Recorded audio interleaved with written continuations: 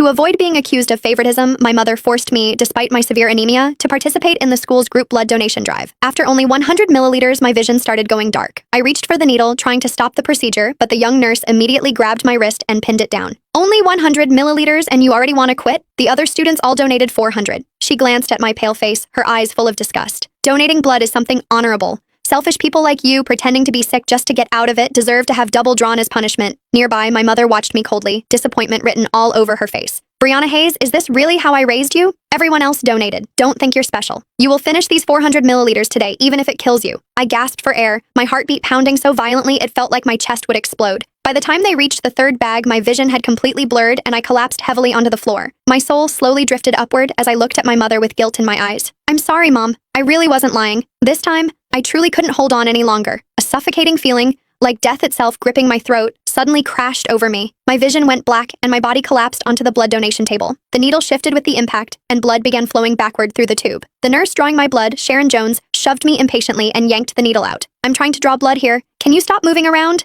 Now I have to stick you again. When I did not respond, a flash of disgust crossed her face. She gripped the needle and drove it hard into my arm. Oops, missed the vein. You don't mind, right? Sharon deliberately stabbed me several more times before finally stopping, leaving my arm bruised blue and purple. However, by then, I could not feel pain anymore. Well, I'll give you credit for enduring it. No sense of collective spirit at all. Everyone's donating blood and you're here pretending to be sick and fainting. It's only 400 milliliters. Everyone else donated. You're the only one acting delicate. She switched out the blood bags without even looking up, muttering under her breath. Mrs. Cole is such an outstanding person. How could she possibly have a daughter as selfish and irresponsible as you? The students lined up behind me began whispering among themselves. I heard she has severe anemia and still came to donate blood. Did she actually die? No way. Didn't the nurse say she was faking it to get out of donating?